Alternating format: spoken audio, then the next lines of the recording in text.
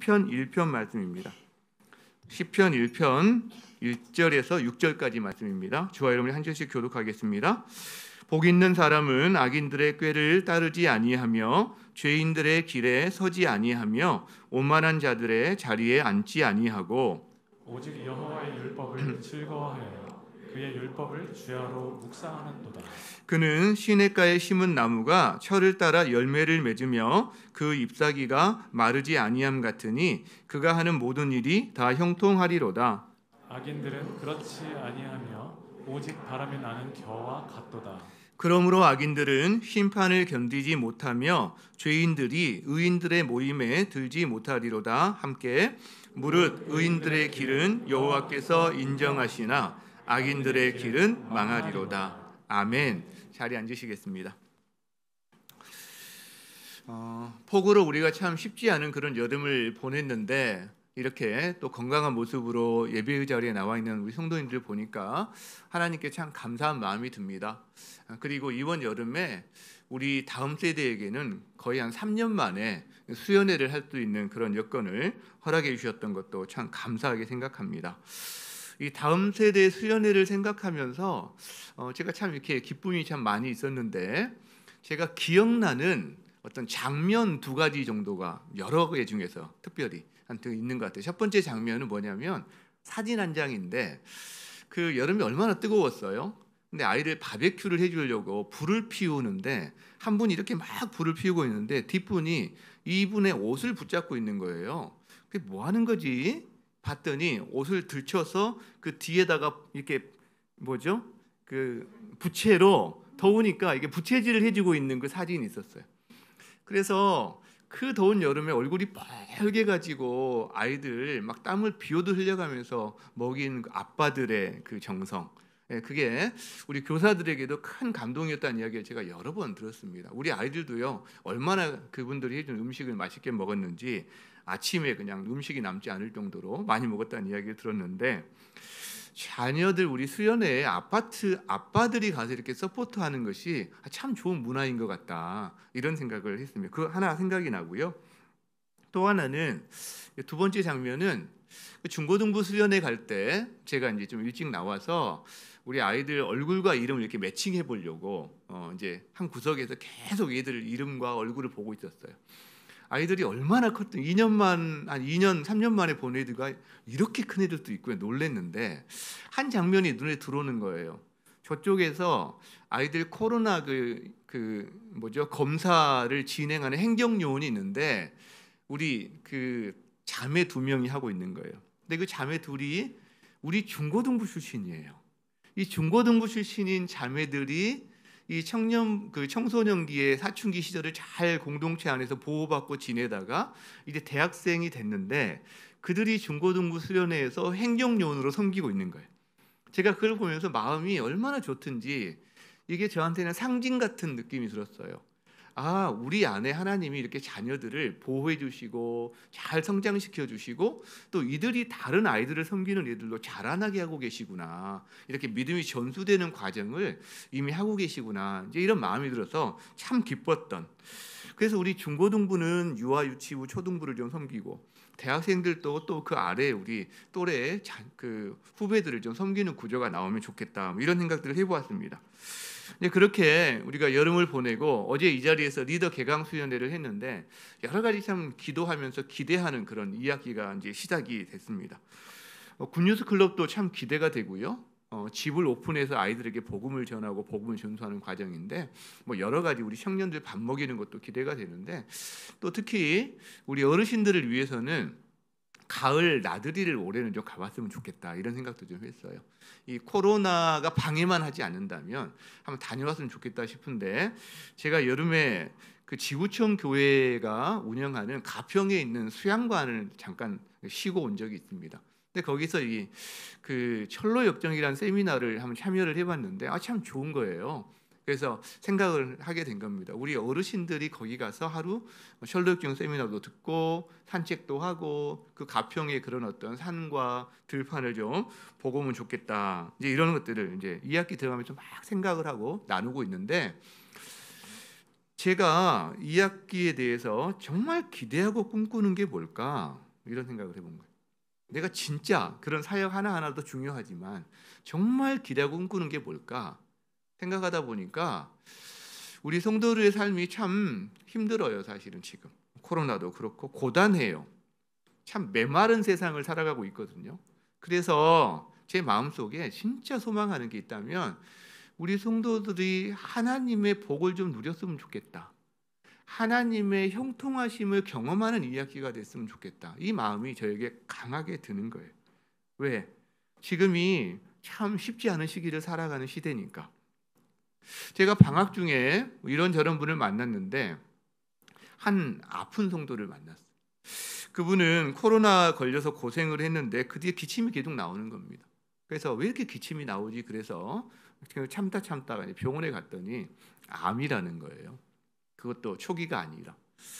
그 이야기를 들을 때 저도 정말 놀래고 또 우리 리더들에게 기도 요청하고 이제 리더들도 놀래고 우리 함께 중보 기도를 계속 하고 있는데 오늘 아침에 이제 계속 기도하다가 오늘 아침에 제가 이제 그분에게 문자를 이렇게 보내게 됐어요.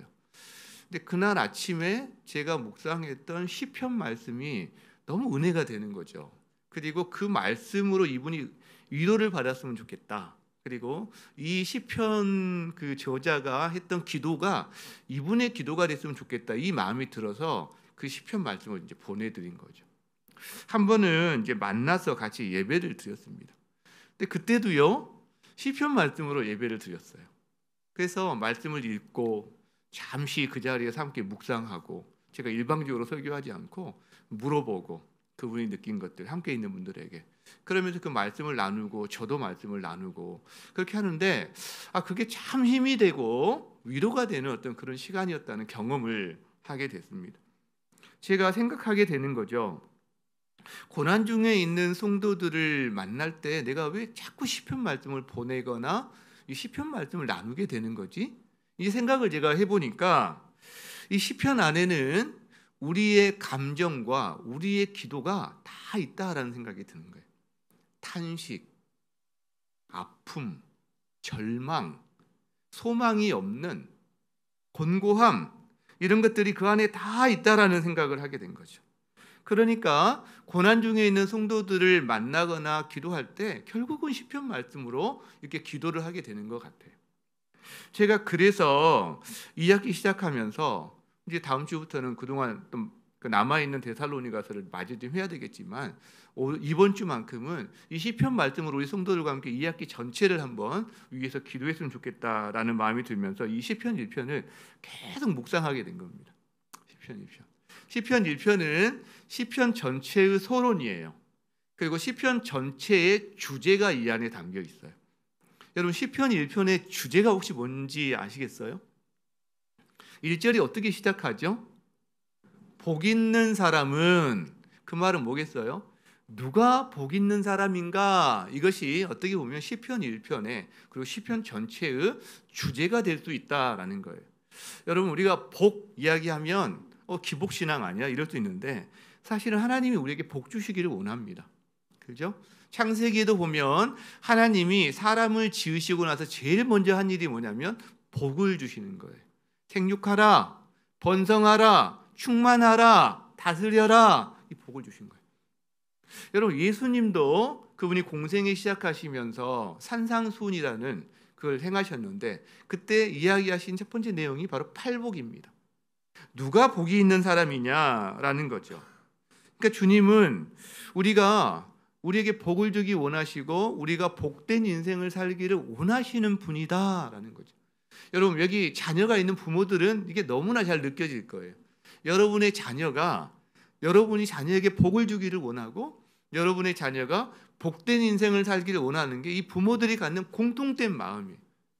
얼마 전에 태어난 우리 이진이 바로 엊그제 태어난 우리 또 주유 이 부모들의 마음이 뭐겠어요? 얘가 정말 복된 인생이 되기를 원하는 거죠.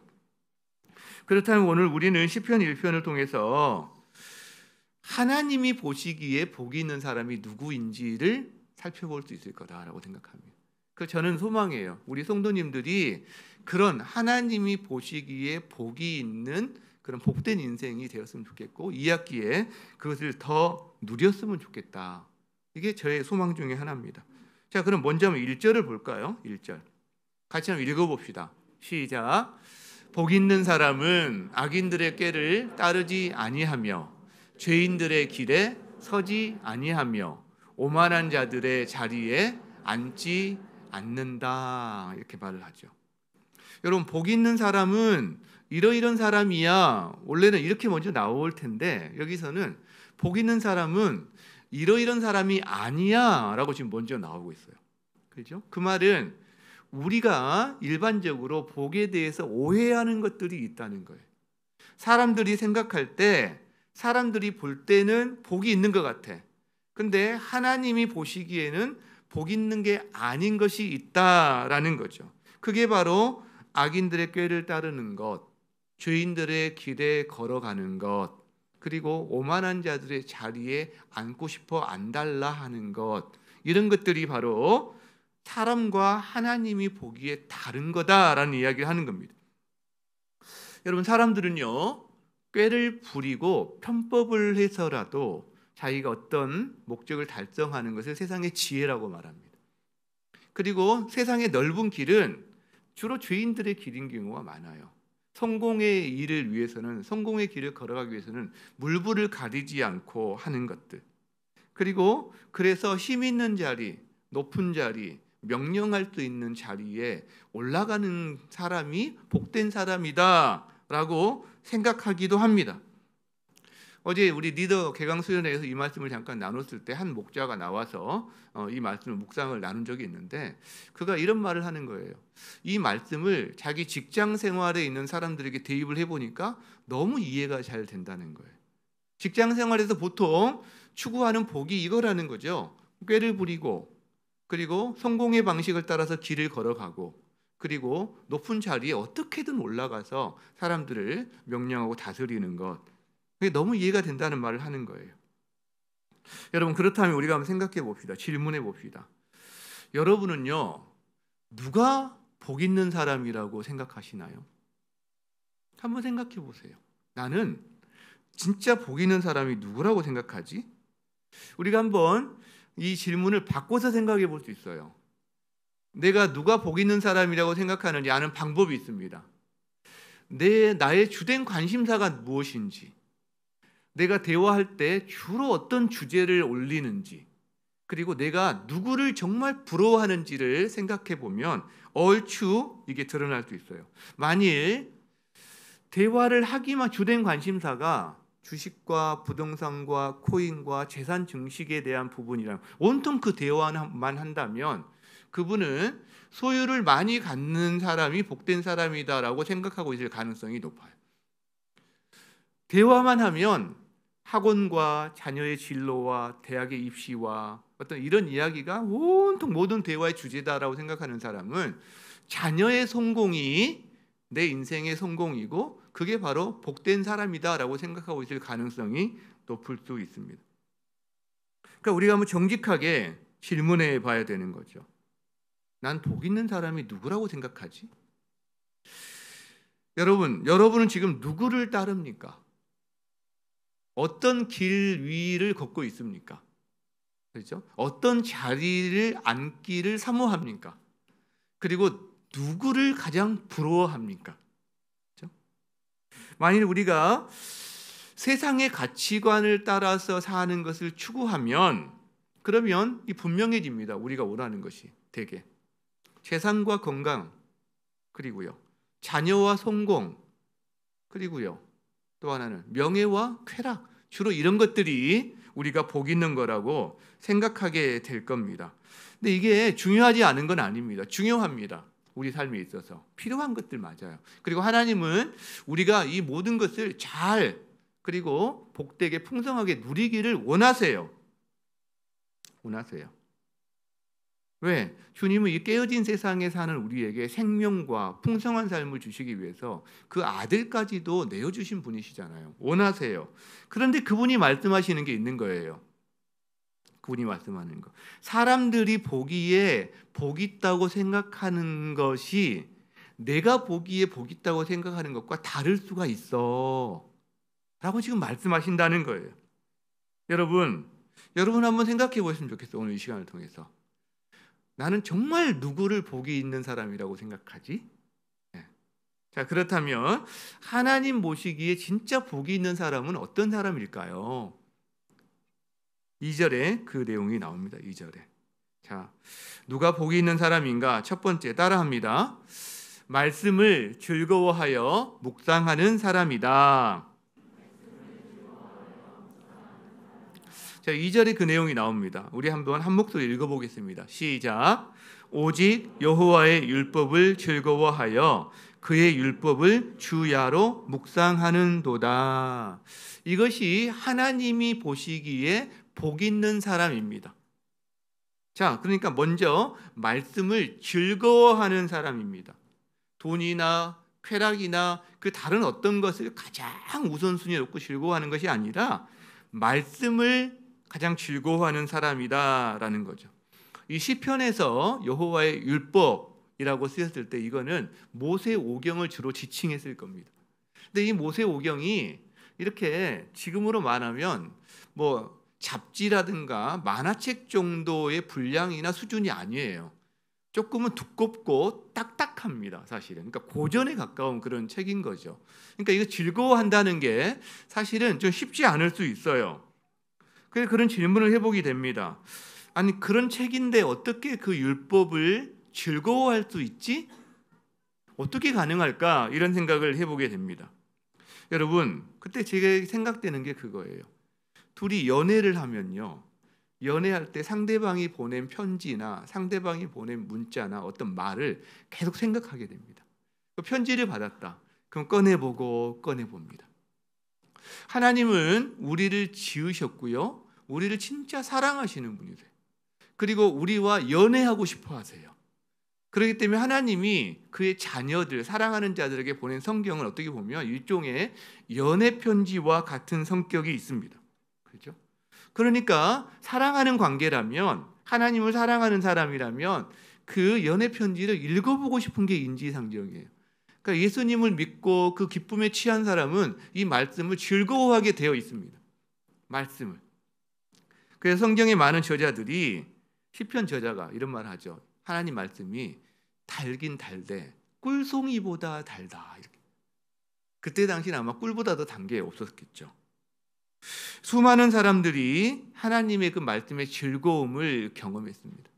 저도 그랬습니다. 제가 27살에 예수님을 믿었는데, 만났는데, 예수님 믿고 제가 처음 산 성경이 한쪽에는 이렇게 한글이 있고 바로 옆에는 그 영어가 있는 그런 NIV가 있는 그런 성경이었어요. 꽤 두꺼웠어요, 이게. 근데 그걸 늘 가지고 다녔어요. 가지고 다니면서 꺼내 읽고, 고속버스 타고 갈 때도 꺼내 읽고, 밑줄 긋고 메모하고, 설교 듣다가 무슨 어떤 기억나는 단어가 있으면 옆에 긋고, 계속 그랬던 생각이 납니다. 그러면서 하나님이 어떤 분이신지를 점점 알게 되는 거예요. 그러니까 그 열매가 생깁니다. 하나님이 어떤 분이신지 알게 되니까 저 자신을 알게 되고요, 세상에 대한 안목이 생기더라고요, 이게. 그리고요, 그 말씀을 계속 보다 보니까 제 삶에 인도하심을 받게 돼요. 중요한 문제에 대해서, 진로에 대해서 인도하심 받는 훈련을 제가 하게 되면서 하나님이 나를 이렇게 이끄시는구나라는 걸 자꾸 경험하게 됩니다. 그 결과로 저는 어떤 앞에 큰 일이 닥쳐도 두려워하거나 떨거나 막 당황하거나 그러지 않고, 그걸 담대하게, 무시하지도 않지만 담대하게 헤쳐나가는 어떤 걸 연습하는 시간들을 많이 가질 수 있게 되었어요. 연애하는 사람은 상대방의 글과 문자와 이걸 즐거워하는 것처럼 마찬가지입니다. 여러분, 하나님을 사랑하는 사람들은 하나님의 말씀에 대한 이 즐거움을 있어요. 그 마음에 깊은 갈망이 있어요. 여러분, 누가 행복한 사람일까요? 사랑에 빠진 사람이 행복한 사람입니다. 그렇죠? 하나님과 사랑에 빠진 사람은 진짜 행복한 사람이라는 거죠. 자, 그러면 하나님 보시기에 복 있는 사람이 하나님 말씀을 즐거워하는 사람이라고 그랬는데, 하나님 말씀을 즐거워하며 동시에 하나님 말씀을 주야로 묵상하는 사람이 바로 하나님 보시기에 복 있는 사람입니다. 여기 묵상하다라는 단어가 작은 소리로 읊조리다 이런 단어예요. 마치 소가 음식을 먹고 다시 이렇게 꺼내서 계속 되새김질하는, 그리고 강아지가 뼈다귀 하나가 있으면 그 뼈를 하루 종일 앞에 놓고 이렇게 핥아 먹고 저렇게 깨물어 먹고, 그거를 이제 어떤 그런 그림입니다. 그러니까 묵상하다는 게 멍하니 아무 생각 없이 그냥 이렇게 생각만 하고 있는 그런 장면이라기보다는 뭔가 계속 중얼중얼 하면서 이거를 되새김질하는 어떤 그런 과정이다라고 볼 수가 있어요. 저는 이거를 생각하면서 오늘날 우리 그리스도인들에게 가장 부족해진 부분이 혹시 이게 아닐까? 이런 마음이 드는 거예요. 여러분, 우리는 이렇게 손에 들고 다닐 수 있는 성경이 있습니다. 구약의 이스라엘 사람들이나 초대교회 성도들이 이게 가능했을까요? 아니요. 상상도 못했을 거예요. 두루마리로 된 성경, 만약에 이런 성경 전체를 갖고 있는 사람은 아마 재벌쯤 됐을 거예요. 없어요. 오늘날 우리는 설교를 많이 들을 수 있습니다. 심지어 유튜브에 들어가면 뭐 넘쳐나요. 근데 구약의 이스라엘이나 초대교회 성도들이 그렇게 설교를 많이 들을 수 있었을까요? 아니요. 불과 100년 전만 해도 평양 대부흥 당시 그 주변의 기록을 보면 말씀을 얼마나 사모하는지 말씀을 듣기 위해서 등에 식량을 메고 며칠치 식량을 메고 며칠을 걸어서 말씀 사경회에 참석한 이야기들이 있습니다. 그죠? 근데 우리는 성경도 손에 있고 설교도 많이 듣지만, 그런데 뭔가 우리 삶에 그 믿음의 역사와 생명력에 있어서는 좀 미미한 것 같아요. 오히려 우리보다 성경도 없고 그냥 들었던 말씀을 그냥 뭔가 이렇게 계속 묵상해야 되는 그 시절 사람들보다. 여러분, 예수님을 믿잖아요. 그 교회를 다니잖아요. 시간이 오래 될수록 그 사람은요 부드러워지죠. 원래 상대방에 대해서는 배려가 많아지고 감사가 늘어나고 결국 매력적인 사람으로 변해가는 게 이게 진짜입니다. 근데 예수 믿고 교회 다닌 지 오래되었는데 딱딱해지고 완고해지고 자기 주장이 강해지고, 그죠? 가까이 하기엔 너무 먼 당신, 사회적 거리두기를 하고 싶어하는 당신, 그런 사람이 되는 경우가 의외로 많아요. 한국교회 안에. 그죠? 왜 그럴까? 왜? 저는 그런 생각을 해봐요. 그 말씀이 내면화가 되지 않는 거죠. 말씀이 그냥 스쳐 지나가는 거죠. 혹은 바깥에 둥둥 떠다니는 거죠. 여러분, 말씀은 능력이 있거든요. 말씀은요 우리에게 생명을 줘요. 말씀은 우리 삶의 변화를 가져옵니다. 그래서 말씀은 다이너마이트 같은 거예요. 사실은 우리 한번 이야기했잖아요. 다이너마이트를 바위에다가 드릴로 구멍을 뚫어서 그 속에 넣고 터뜨리면 바위가 깨집니다. 여러분, 우리 자아가 굉장히 강해요. 근데 말씀이 우리 내면화가 돼서, 즉 우리 자아를 뚫고 들어와서 그 안에서 터지면 우리의 딱딱한 자아가 깨지면서 말랑말랑해지고 부드러워지고 상대방에 대해서, 하나님에 대해서 더 수용적인 사람이 되고 변해간다는 거죠. 매력적인 사람으로. 근데요 바위에 구멍을 뚫고 터뜨리지 않고 바위 표면에서 다이나마이트를 터뜨리면 화려하긴 합니다. 불꽃놀이에 그러나 그치고 말아요. 마찬가지예요. 말씀을 들을 때마다 이게 우리 내면에 들어가지를 않고 그냥 스치고 지나가면 뭔가 막 은혜 받은 것 같고 좋은 것 같고 그렇지만 늘 그 모양인 거죠. 불꽃놀이, 쇼하는 인생이 될 수 있다는 거예요. 쇼하는 인생. 그래서요 하나님의 말씀을 작은 소리로 읊조리면서 계속 되새김질하는 것, 여러분 이것이 말씀이 내면화되는 과정입니다. 묵상이, 말씀이 피가 되고 살이 돼요. 말씀이 피가 되고 살이 되면 그럼 어떻게 되죠? 변합니다. 능력을 경험하기 시작합니다.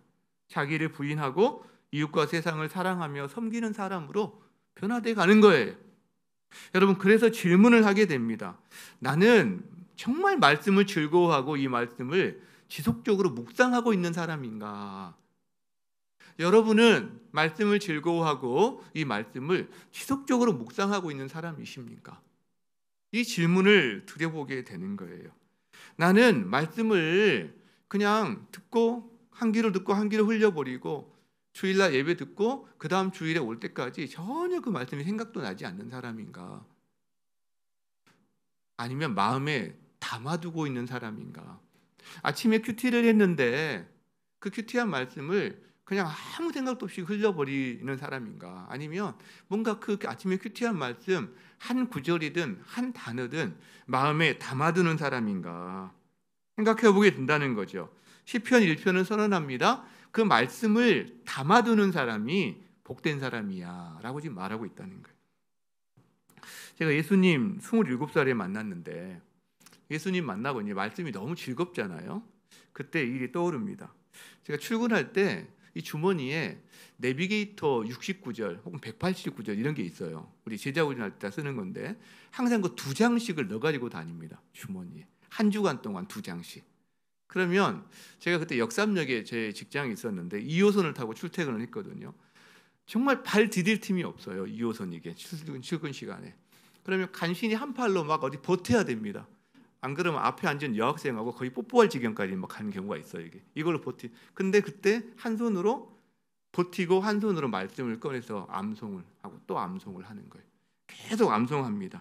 그 암송한 말씀이 저의 인도를 해주고 때로는 성령의 검이 되어서 유혹이나 시험에서 저를 이기게 해주는 그런 일을 참 많이 경험했어요.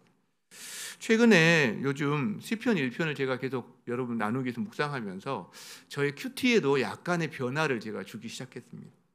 저는 이제 큐티할 때 주로 하나님이 어떤 분이신지를 주로 이렇게 찾는 것 같아요.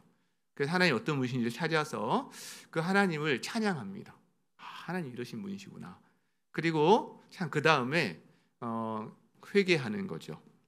저를 돌아보거나 그 말씀 찬양의 빛 아래서 저의 모습을 회개하고 그리고 이제 어제를 돌아보면서 감사를 이렇게 기록하고 하나님께 감사한 것들 그런 다음에 마지막에 이제 간구를 하는 성도님들을 생각하고 아픈 분을 생각하고 이러면서 간구하는 시간을 주로 갖고 있는데 주로 이제 그런 패턴으로 큐티를 하는데 이 시편 1편을 묵상하면서 제가 한 가지를 좀 추가해야 되겠다라는 생각을 했어요.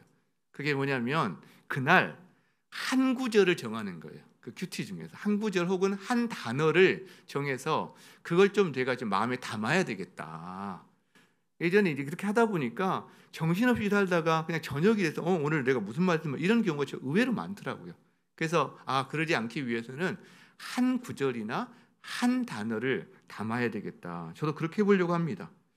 여러분, 저는 소망하게 돼요. 우리 성도님들도 이 2학기에 다른 어떤 것보다 이 말씀을 즐거워하고 그 말씀을 묵상하는 계속 되새김질하는 이 삶으로 좀 나아갔으면 정말 좋겠다. 이것을 소망하게 됩니다. 근데 이게 혼자서는 좀 힘든 경우가 많아요. 구원은 개인적이지만 신앙생활은 공동체적입니다. 절대 혼자서 잘할 수 있는 사람은 단 한 명도 없습니다. 신앙생활은 공동체적인데 그래서 교회를 우리에게 주셨고 지체들을 주셨고 소그룹을 주셨는데 이 공동체가 지금 함께하면 이런 부분도 훨씬 도움이 됩니다. 목장에서 이미 하고 있는 데가 많은데 제자반도 이렇게 큐티 나눔이 있거든요.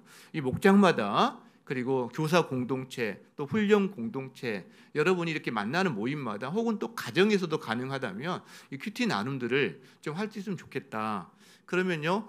일주일에 하루 자기가 큐티 나눔 당번을 정하면 월요일을 정했다. 그러면 월요일 날 목장에도 나누고 다른 모임에도 나누고 하루만 해서 여러 군데 써먹어도 됩니다. 이렇게. 근데 그게 도움이 됩니다. 말씀 나눔을 계속 자기가 지켜갈 수 있도록 그런 도움이 되는데 우리 공동체 안에서 그런 과정들을 통해 서로 돕는 과정들을 통해서 말씀을 즐거워하고 말씀을 묵상하는 그런 이 2학기가 정말 되었으면 그리고 하나님이 너 복 있는 사람이구나 그런 사람이 되기를 주의 이름으로 축원합니다. 자, 그러면 복 있는 사람은 누구인가? 두 번째 따라합니다. 시냇가에 심은 나무 같은 사람이다. 자, 3절 말씀을 같이 한번 읽어봅시다. 시작. 그는 시냇가에 심은 나무가 철을 따라 열매를 맺으며 그 잎사귀가 마르지 아니함 같으니 그가 하는 모든 일이 자, 복 있는 사람을 시냇가에 심은 나무 같은 사람이라고 이야기합니다. 자, 이거는 그림 언어예요. 복 있는 사람은 이러이런 사람이야 라고 말씀하시고 나서 그거를 우리에게 마치 그림처럼 영상처럼 보여준 단어가 구절이 바로 이 구절입니다. 그러니까 하나님이 보시기에 복 있는 사람은 지금 한 그루 나무가 이렇게 서 있는 거죠. 한 그루 나무가 서 있는데 나무가 너무 좋아요. 열매가 좋아요. 그 열매를 사람들이 누려요. 그리고 정말 메마르고 다 이렇게 바짝 타들어가는 날씨임에도 불구하고 잎이 마르지를 않아요. 그래서 그 잎의 그늘에서 사람들이 쉼을 누리고 동물들이 보금자리를 지어요. 그런 그림을 우리에게 하나 보여주는 거죠. 근데 왜 저 나무는 저렇게 푸르르고 열매가 좋을까? 곰곰이 봤더니 이유가 한 가지가 있는 거예요. 그게 뭐죠? 시냇가에 심겨져 있는 나무인 거예요. 시냇가에 심겨져. 그러니까 시냇가에 심겨져 있다 보니까 뿌리를 깊이 내려서 그 물가로 시냇가로부터 계속 물과 양분을 끊임없이 공급받으니까 주위에 상관없이 환경에 상관없이 이 나무는 좋은 열매와 푸르름을 유지하더라라는 거죠. 우리가 이 그림을 생각할 때 한 가지 좀 유의할 필요가 있어요. 뭐냐면 이 그림은 광야를 배경으로 합니다. 즉 한국에 우리가 걷는 탄천에 심겨진 나무를 생각하면 안 됩니다. 한국은 나무가 잘 자라요, 여러분. 우리나라는 산에 있든 탄천에 있든 잘 자라요. 근데 지금 광야는요, 나무가 못 자랍니다. 그 겨울철에 약간의 오는 비로 관목 한 20-30cm 정도 되는 가시화도 같은 그런 관목이 간혹 자라는 정도예요. 나무가 아예 자랄 수가 없어요. 있어도 말라버려요. 근데 간혹 광야에 푸르른 좋은 나무가 있어요. 어디에? 오아시스 곁에.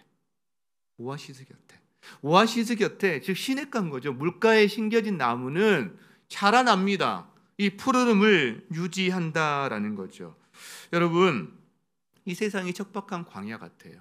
우리의 삶이 광야 속에서 떼약볕 아래 살아가는 인생 같습니다. 생존 자체가 힘이 들어요. 근데 그런 환경의 어려움 가운데서도 복이 있는 사람이 있다는 거죠. 바로 시냇가에 심겨진 나무와 같은 사람. 그런 사람이 누구라고요? 하나님께 깊이 뿌리 내려서 하나님의 말씀을 즐거워하고 그 말씀을 묵상함으로 계속해서 자기 삶에 하나님의 공급을 경험하는 사람. 그 사람은 자기의 상황과 상관없이 떼약볕과 상관없이 다 말라 비틀어진데 불구하고 인생의 좋은 열매와 푸르름을 유지하더라라는 거죠. 성경은 이 사람을 형통한 사람이라고 그래요. 형통하다. 그가 하는 모든 일이 형통하다 이렇게 말합니다. 성경적인 형통함이 여기서 나옵니다. 여러분, 나무가 지금 형통할 때 그 나무의 형통함의 복을 누가 누립니까? 나무만 누리지 않습니다. 나무도 좋죠, 자기도. 그러나 그 나무로 말미암아 그 열매와 그 그늘을 사람들과 다른 동물과 짐승들이 누립니다. 성경적인 형통함은 바로 여기에 있습니다. 그 사람만 잘 되고 잘 먹고 잘 사는 게 아니에요. 하나님이 주신 형통함과 성경적인 형통함은 그 사람도 좋을 뿐만 아니라 그 주위의 사람들이 그 복을 함께 누리는 게 성경적인 형통함입니다. 그러니까 누가 많은 걸 가졌는데 담장을 높이 세우고 철조망을 세우고 집 안에서만 자기만 모든 걸 누리며 호사스럽게 잘 먹고 잘 산다. 이건 성경적인 형통함과는 거리가 멀 수 있습니다. 좀 부족해도, 그렇죠?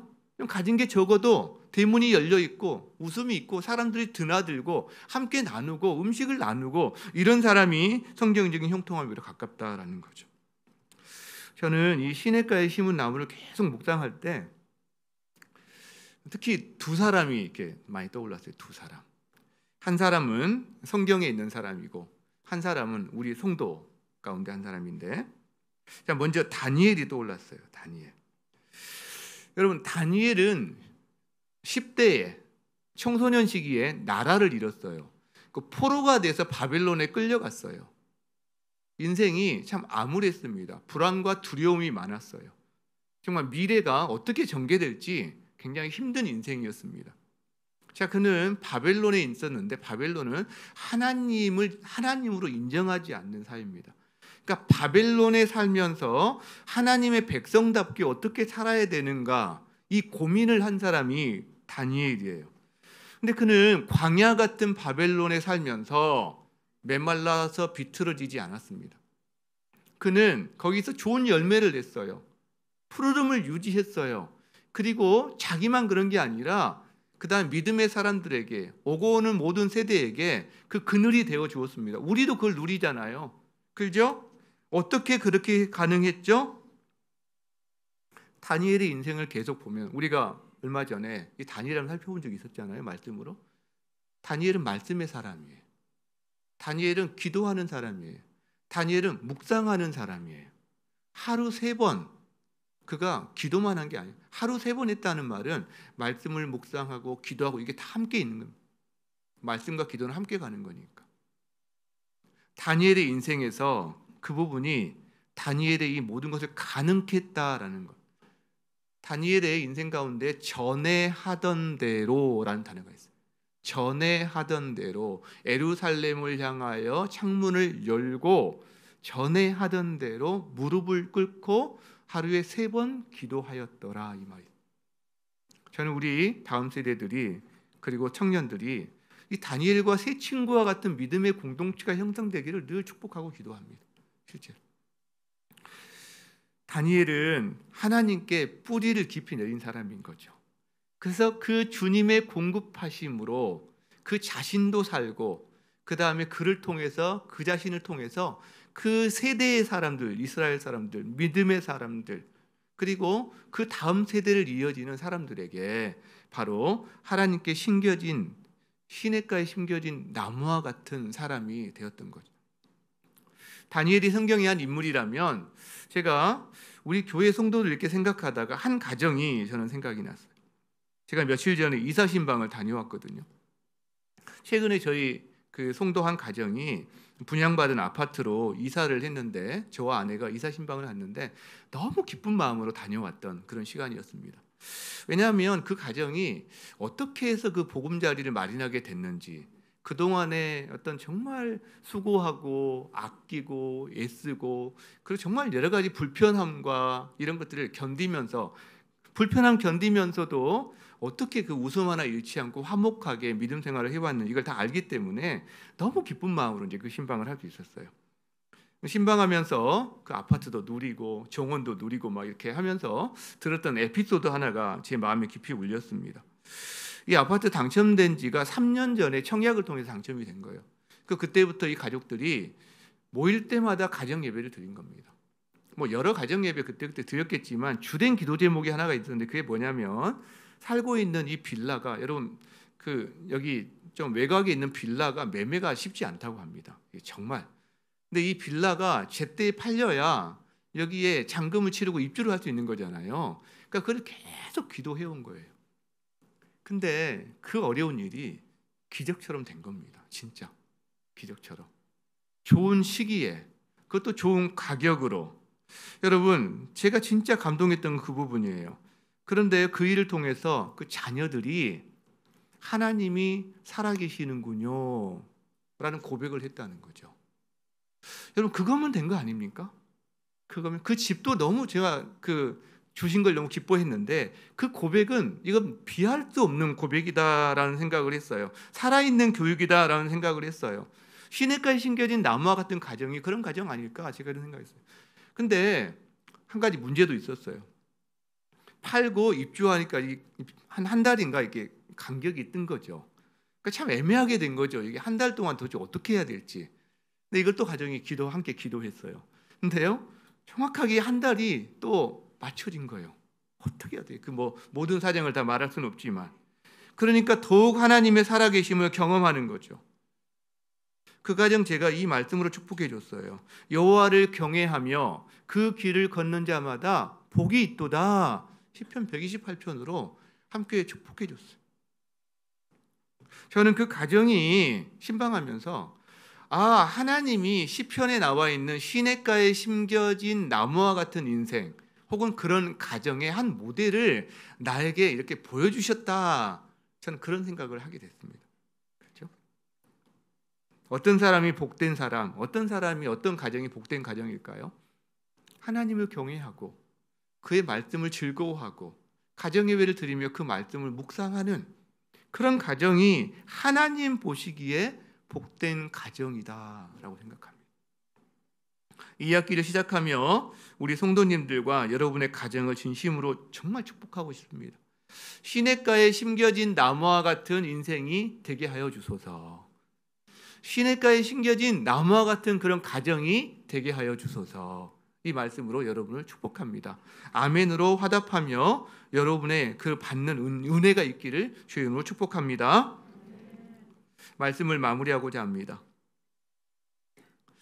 자, 누가 복이 있는 사람일까? 누가 복이 있는 사람일까?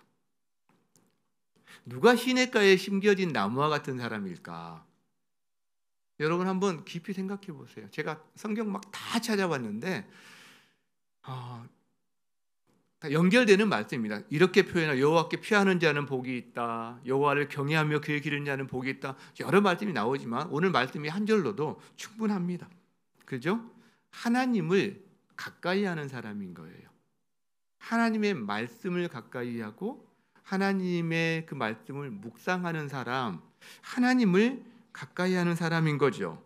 자, 그렇다면 반면에 악인들의 꾀를 따르고 죄인들의 길을 걷고 오만한 자들의 자리에 앉기를 좋아하는 사람은 어떻게 됩니까? 5절에 악인들은 심판을 견디지 못한다라고 나와요. 그리고 6절에 망할 거야 라고 나와요. 망할 거야. 그리고 그거를 또 그림 언어로 하나를 보여줍니다. 그림 언어로. 그게 4절에 나옵니다. 4절에 악인들은 그렇지 않다. 악인들은 뭐가 같냐? 바람에 나는 겨, 곡식의 껍데기, 겨와 같다. 이건 역시 대조를 통해서 우리에게 그림 언어로 보여줘요. 시냇가에 심은 나무와 바람에 나는 겨, 이걸 보여줍니다. 여러분, 시냇가에 심은 나무는 열매를 맺습니다. 겨는요, 바람에 날려가고 모아지면 불에 태웁니다. 예수님이 똑같은 말씀을 하세요.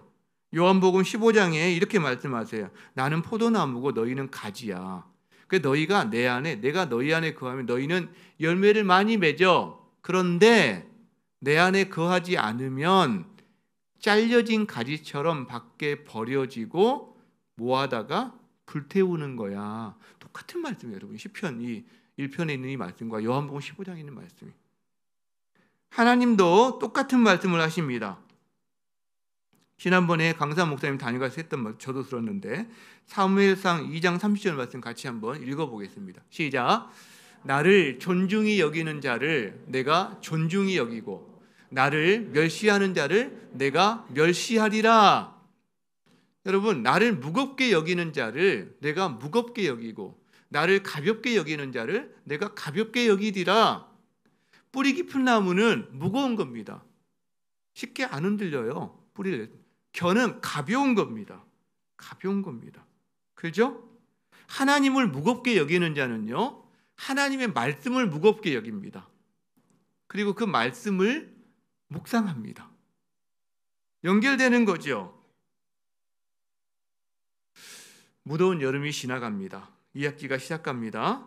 여러분, 말씀은요, 예수님이세요. 또. 말씀이 성육신 하신 분이 예수님이거든요. 그러니까 말씀을 즐거워하는 것은 예수님을 즐거워하는 걸로 바꿔 생각할 수 있습니다. 말씀을 주야로 묵상하는 것은 예수님을 깊이 생각하는 걸 바꿔 생각할 수 있습니다.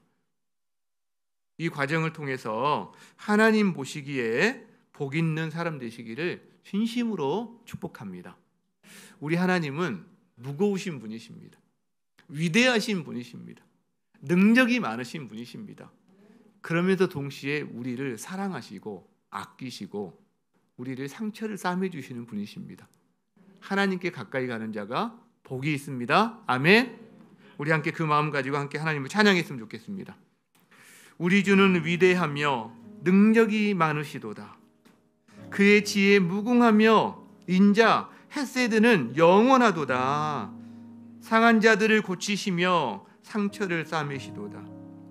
수많은 별들을 세시며 이름을 붙이셨다. 함께 마음껏 하나님을 찬양하겠습니다.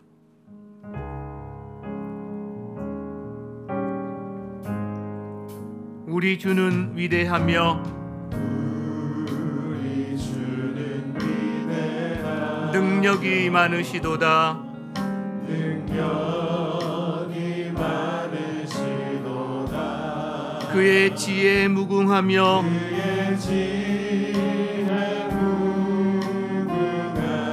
인자는 영원하도다.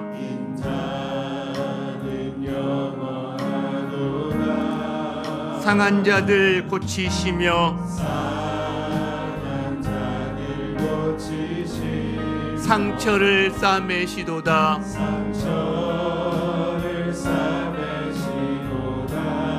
별들의 수를 세시며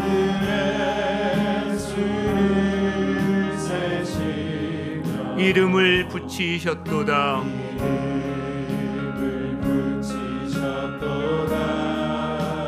그가 구름으로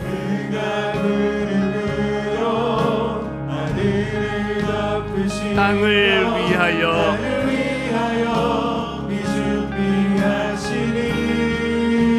예루살렘아 여호와를 찬송할지어다. 내 하나님을 감사함으로 그 앞에 나가며 주임제 앞에 경배해. 우리 주는 위대하며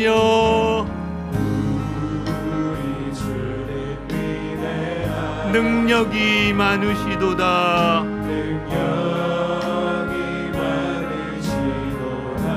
그의 지혜에 무궁하며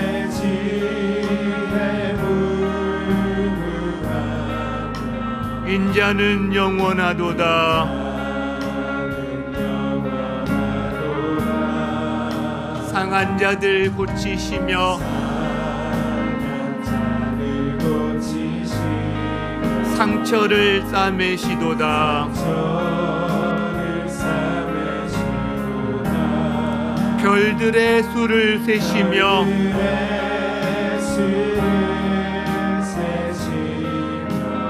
이름을 붙이셨도다.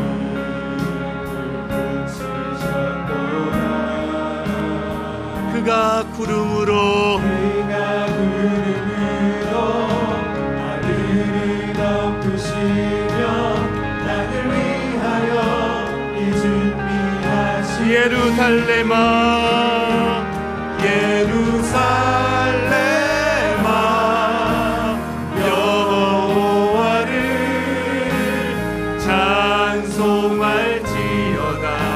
내 하나님을 감사함으로 그 앞에 나가며 주임제 앞에 경배. 예루살렘아 예루살렘아 여호와를 찬송할지어다. 내 하나님을 감사함으로 그 앞에 나가며 주임제 앞에 경배해. 주신 말씀을 기억하며 주여 외치고 기도의 자리로 나아갑니다. 주여